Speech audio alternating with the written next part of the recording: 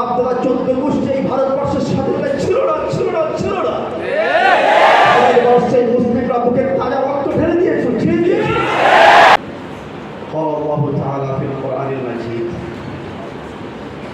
فك رقبة صدق الله العظيم।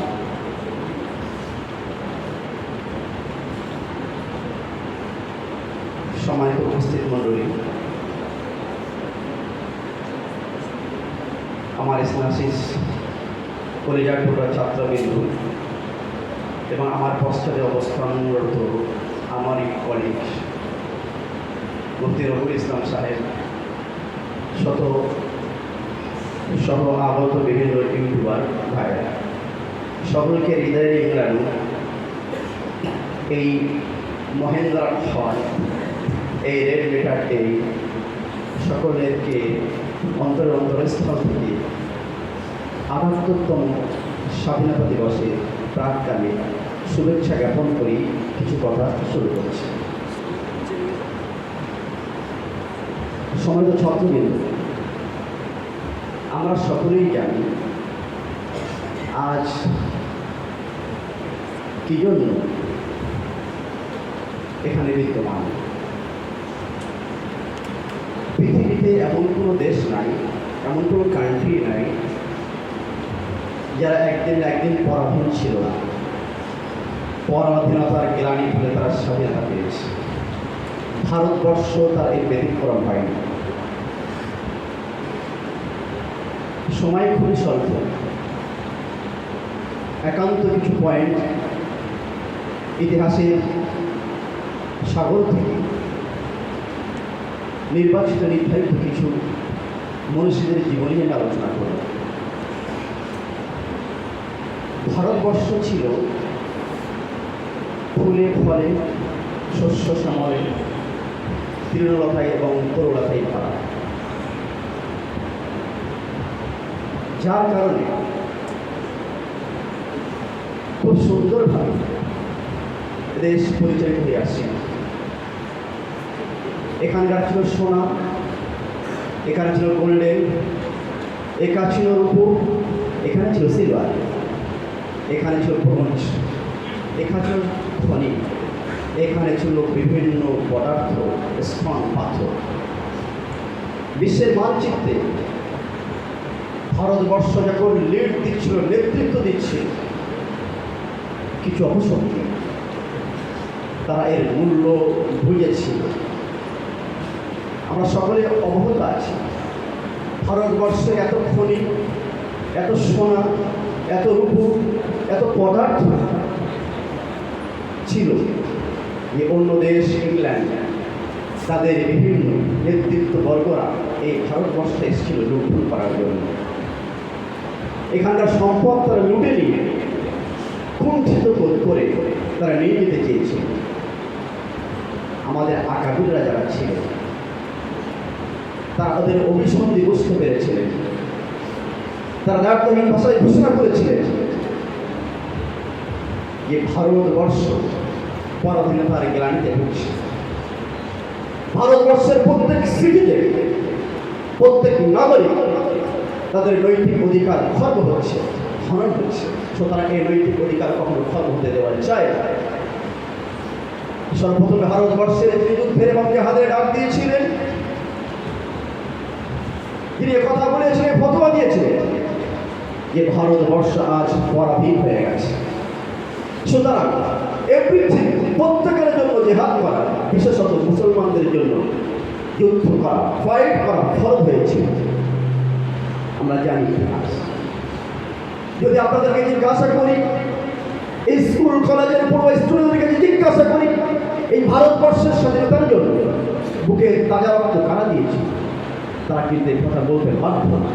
সুভাষচন্দ্র, মহাত্মা গান্ধী এবং বিভিন্ন ব্যক্তিরা ভারতবর্ষ স্বাধীন করেছিল। কিন্তু বন্ধু ভুলে গেলে চলবে না, ভারতবর্ষে মহাত্মা গান্ধীর যেমন ছিল, ভারতবর্ষ রাজবল্লভাই প্যাটেলের যেমন ছিল, ভারতবর্ষ যেমন অন্যান্য হিন্দুদের ছিল, ঠিক তেমনই ভারতবর্ষ ছিল হোসেন আহমদ মাদানি, ভারতবর্ষ ছিল আরশাদ মাদানি, ভারতবর্ষ ছিল হিজবুল্লাহ সাহেব, ভারতবর্ষ ছিল বিভিন্ন উচ্চ পদস্থ ব্যক্তিদের। আজ কার্তিক মাসে ঘোষণা করা হয় হিজবুর রহমান সাহেবের নাম তোমরা শুনেছ। ভারতবর্ষে 1947 খ্রিস্টাব্দে যখন প্রথম স্বাধীনতা অর্জন করে ভারতবর্ষ, পার্লামেন্টে দাঁড়িয়ে হিজবুর রহমান সাহেব তিনি প্রকাশ্য ভাষায় বলেছিলেন যে আজ যদি ভারতবর্ষ মহাত্মা গান্ধীর হয়, আজ যদি ভারতবর্ষ নেতাজি সুভাষচন্দ্র বসু হয়, মনে রাখবে আজ ভারতবর্ষ হোসেন আহমদ মাদানী, আজ ভারতবর্ষ কিন্তু আরশাদ মাদানী, আজ ভারতবর্ষ হিজবুর রহমান সাহেবের। সুতরাং নরেন্দ্র মোদী সরকারকে আমি বলতে চাই, ভারতবর্ষ যদি তোমার হয়ে থাকে, ভারতবর্ষ যদি অমিত শাহ হয়ে থাকে, ভারতবর্ষ যদি বিভিন্ন উচ্চ পদস্থ নেতৃত্ব বিন্দুদের হয়ে থাকে, আমি ঘোষণা করবো ভারতবর্ষ মুফতি আব্দুল কাইয়ুম সাহেব, ভারতবর্ষ হোসেন আহমদ মাদানী, ভারতবর্ষ আমার প্রথমের ভারতবর্ষ। এই ভারতবর্ষে ইঞ্চি ইঞ্চি যদি অধিকার খর্ব করো, আমরা মুহূর্তের মধ্যে ভারতবর্ষকে বুঝে নেব। ভারতবর্ষ কোনো বাবার নয়, কোনো আরএসএস এর বাবার নয়, ভারতবর্ষ কোনো বিজেপির নয়, ভারতবর্ষ কোনো টিএমসির নয়, ভারতবর্ষ যেমন আরএসএস এর, ভারতবর্ষ যেমন বিজেপি, ভারতবর্ষ যেমন প্রত্যেক ছাত্রদের, এমনকি আমার আপনারা সকলে। সুতরাং এর অধিকার খর্ব হবে। এরা একটা ইট পর্যন্ত ভারতবর্ষ যদি খসে, একটা চুল পর্যন্ত ভারতবর্ষ যদি খসে, সময় আসবে আমরা এক এক করে আমরা সব আনাই ভারতবর্ষকে বুঝে নেব ইনশাআল্লাহ। আমাদেরকে হুমকি দেন, তাই না? বলে ভারতবর্ষ তোমার, মুসলমানদের ভারতবর্ষ নয়। আমি যদি তাদেরকে ইতিহাস স্মরণ করাই, আপনার করে বাপ দাদা 14 গোষ্ঠী এই ভারতবর্ষের স্বাধীনতা ছিল না, ছিল না, ছিল না। ভারতবর্ষে মুসলিমরা বুকে তাজা রক্ত ঢেলে দিয়েছিল, ছিঁড়ে দিয়েছিল। হোসেন আহমদ মাদানী সাহেব বলেছিলেন, যখন ভারতবর্ষে ইস্ট ইন্ডিয়া কোম্পানি শাসন করেছিল, তিনি বলেছিলেন, হোসেন আহমদ মাদানী তুমি কি ফতোয়া দিয়েছিল জানো? কি ফতোয়া তুমি দিয়েছিল? তুমি ফতোয়া দিয়েছিলে এই যে ভারতবর্ষের প্রত্যেক মুসলমানদের জন্য সরকারি চাকরি করা নিষেধ। সরকারি চাকরি করতে পারবে না কোনো ব্যক্তি, বিশেষ করে মুসলমানরা। তখন হোসেন আহমদ মাদানীকে ডাকা হয়েছিল, ডেকে বলা হয়েছিল, এই যে ফতোয়া তুমি দিয়েছো, এই ফতোয়া কি তুমি দিয়েছো? বাহাদুর বিভিন্ন ব্যক্তিত্ব সেখানে ছিল। হোসেন আহমদ মাদানী সাহেবের পাশে বসা ছিলেন একজন মহান ব্যক্তি। তিনি বললেন যে হুজুর, অনুগ্রহ করব আপনি বলেন যে ওই ফতোয়া আমি দেই। হোসেন আহমদ মাদানী সাহেব সেখানে বলেছিলেন, আজ যদি আমি এই বাহাদুরদের সামনে স্বীকার করি যে এই ফতোয়া আমি দেইনি, হোসেন আহমদ মাদানী কখনো মাথা নিচু করতে পারে না। সুতরাং তিনি বলেছিলেন, তোমাদের যদি গুলি থাকে, তোমাদের বন্ধুকে যদি গুলি থাকে, একে ভটকিসে মানে যদি গুলি থাকে, আমি হোসেন আহমদ মাদানী বুকের কলার খুলে দিলাম, চালাও গুলি। সুতরাং সেদিনকে এই আবু সাঈদের মতো হোসেন আহমদ মাদানী গলার বুকে খুলে দিলে, জামা খুলে দিয়েছে, বলেছিলেন যে তোমাদের ক্ষমতা থাকে আমার উপরে গুলি করো। একটা বন্ধুকে গুলি নল চালু চালানোর সাহস হয়।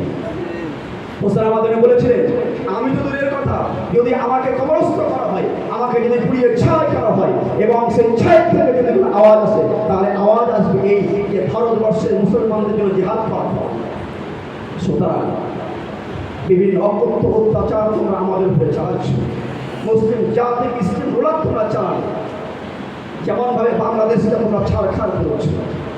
বাংলাদেশ যদি আয়না ঘর থাকে, তাহলে মনে করতে হবে ভারতবর্ষ কিন্তু মুসলমানদের জন্য আয়না ঘর তৈরি করেছে এই মোদী সরকার। মুসলমানদের ওলামাদেরকে বিভিন্ন বাক স্বাধীনতা হরণ করছে, মুসলমানদের বিভিন্ন মৌলিক অধিকারের উপর হস্তক্ষেপ করছে। সুতরাং কোনো মৌলিক অধিকার উপর হস্তক্ষেপ করা যাবে না। ছাত্র সমাজ তোমাদেরকে বলবো, যেভাবে বাংলাদেশের ছাত্র সমাজ বিশ্বকে দেখিয়ে দিয়েছে ছাত্ররা হাতে কত ক্ষমতা, কত পাওয়ার, এই বিশ্বকে পরিবর্তন করে ছাত্র সমাজ। সুতরাং তোমাদেরকে রিকোয়েস্ট করবো, ভারতবর্ষের উপরে যদি সামান্যটুকু আজ আসে, সামান্যটুকু মুসলিমদের অধিকার যদি খর্ব হয়, সামান্যটুকু পুরো মানুষের ব্যক্তিগত অধিকার যদি খর্ব হয়, ইনশাআল্লাহ আমরাও বুকের তাজা রক্ত দিয়ে এই ভারতবর্ষকে আবার স্বাধীন করবো ইনশাআল্লাহ। সুতরাং সেই সমস্ত মনীষীদের, সেই সমস্ত ইতিহাসকে স্মরণ করে হিন্দু মুসলিম আপামর জনগণ সকলেই কিন্তু এই ভারতবর্ষের জন্য রক্ত দিয়েছিল। আজও যদি রক্তের প্রয়োজন পড়ে, ইনশাল্লাহ আমরা বর্ডারের ধারে দাঁড়িয়ে, আমরা বিএসএফ হয়ে, আমরা বর্ডারকে, আমরা বিশ্বকে, আমরা ভারতবর্ষ ইনশাল্লাহ রক্ষা করবো আমরা একবার ইনশাআল্লাহ। সুতরাং এই সংক্ষিপ্ত বক্তব্য আমি এখানে ইতি করছি। ভারতবর্ষে ফলে মূলে সুশোভিত হোক, ছাত্র সমাজ উন্নতি হোক এবং শিক্ষক মহাল তারা সমৃদ্ধশালী হোক এবং ভারতবর্ষের উন্নতি এবং ভারতবর্ষের সমৃদ্ধ আমি কামনা করি। সংক্ষিপ্ত বক্তব্য এখানেই ইতি করলাম। ওয়া আখিরু দাওয়ানা আলহামদুলিল্লাহি রাব্বিল আলামিন। আসসালামু আলাইকুম ওয়া রাহমাতুল্লাহ।